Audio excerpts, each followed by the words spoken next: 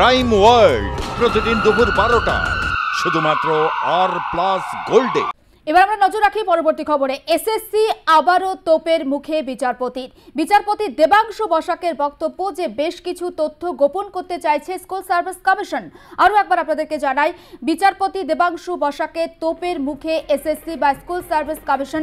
SSC report সন্তোষজনক নয়, বেশ কিছু তথ্য গোপন করতে চাইছে স্কুল সার্ভিস কমিশন, তেমনটাই জানিয়েছেন কলকাতা হাইকোর্টের বিচারপতি দেবাংশু বসাক।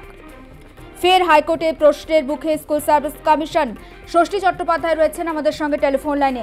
ষষ্ঠী, আবারও প্রশ্নের মুখে এসএসসি বা স্কুল সার্ভিস কমিশন, প্রশ্নের মুখে পড়ার কারণটা কি, নেপথ্যে কারণ কি?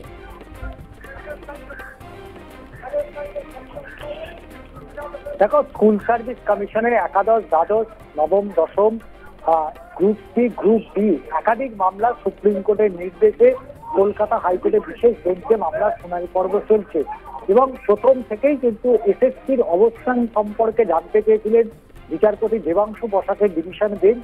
এবং আজকে এসএসসির পক্ষ থেকে প্রাথমিক তারা একটি রিপোর্ট দিয়েছে, যে রিপোর্ট অবশ্যই প্রশ্নের মুখে পড়তে হয়েছে বিচারপতি দেবাংশু বসাকের কাছে। তার কারণ, যেভাবে র্যাঙ্ক জাম্প হয়েছে, এবং শুধু র্যাঙ্ক জাম্প নয়, নবম, দশম, গ্রুপ সি, গ্রুপ বির ক্ষেত্রে ওএমআর সিটও পর্যন্ত বিকৃত করা হয়েছে।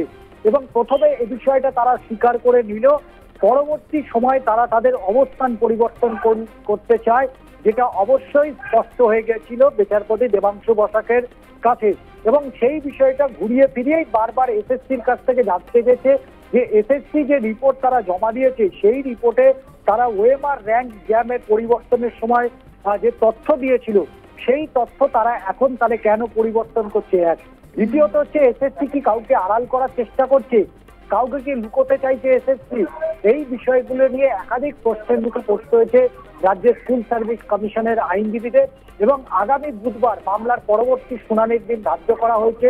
ওই দিনকে এসএসসিকে আবারও একটা নতুন করে রিপোর্ট দিতে বলা হয়েছে, যে এই যে 2016 সালের যে নিয়োগ দুর্নীতি, সেই নিয়োগ দুর্নীতিতে মূলত এসএসসির দিকেই যখন আঙুল তুলেছে এসএসসি, তারা স্পষ্ট তাদের অবস্থান কেন জানাচ্ছে না, এই বিষয়ে আজকে প্রশ্নের মুখে পড়তে হয়েছে। যদিও এসএসসির পক্ষ থেকে যে তথ্য দেওয়া হচ্ছে, সেই তথ্যের সাথে কিন্তু তাদের যে মৌখিক যে সাবমিশন, তার কোনো সামঞ্জস্য পাননি বিচারপতি দেবাংশু বসাকের ডিভিশন বেঞ্চ। নজর থাকবে ষষ্ঠী, আপাতত ধন্যবাদ। ফের প্রশ্নের মুখে স্কুল সার্ভিস কমিশন এবং এসএসসিকে পুনরায় নতুন করে রিপোর্ট জমা দেওয়ার নির্দেশ বিচারপতি দেবাংশু বসাকের। আগামী বুধবার রয়েছে মামলার পরবর্তী শুনানি।